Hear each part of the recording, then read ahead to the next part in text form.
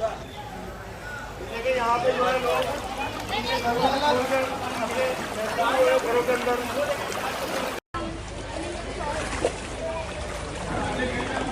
कितना पानी है।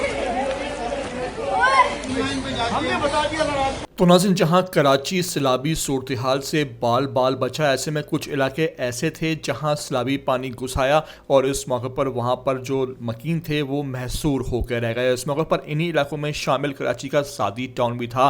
सादी टाउन गडाफ टाउन के इंतहाई करीब है और यही वजह है कि थड्डो डैम जब भी ओवरफ्लो होता है या शदीद बारिशें होती हैं तो ये इलाका शदीद मुतासिर होता है। माजी में भी कई बार ऐसा हो चुका है जब वहाँ करीबी एक बंद भी बनाया गया जिसको तोड़ता हुआ पानी करीबी आबादियों में दाखिल होता है और सादी टाउन और सादी गार्डन शदीद मुतासिर हो जाते हैं। इस मौके पर देखिए किस तरह हलीम आदिल शेख तनहा इन सादी टाउन के जो मुतासरीन हैं उनकी इमदाद के लिए गहरे पानी में वहाँ चले गए। इस मौके पर कई वहाँ इलाकों में और जो सेक्टर्स हैं और वहाँ पर जो ब्लॉक्स बने हैं वहाँ पर कई फुट पानी जमा हो गया और जो वहाँ मकीन थे वो कई घंटों तक अपने घरों में महसूर होकर रह गए। इस मौके पर हलीम आदिल शेख ने इस सिंध सरकार को, इस निज़ाम को, इस साम्राज्य को एक्सपोज कर दिया कि देखें कराची में जो बारिश बरसनी थी वो तो अल्हम्दुलिल्लाह नहीं बरसी, लेकिन कराची के मुज़फ़्फ़रात में बरसने वाली बारिश से कराची का क्या हाल हो गया। अगर कराची में इस तरह का कोई आफतज़दा बारिश होती है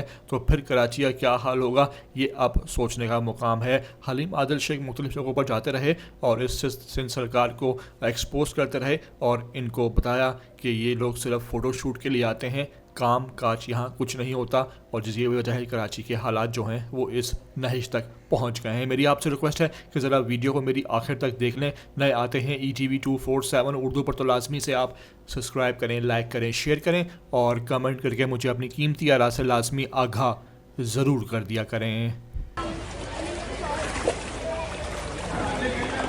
कितना पानी है। हमने बता दिया था आपको, हमने बता दिया था कि पानी आएगा तो मैनेज नहीं किया गया। वज़ीर आला आए, मेयर आए, तस्वीरें खिंचवा के फोटो सेशन करके चले गए।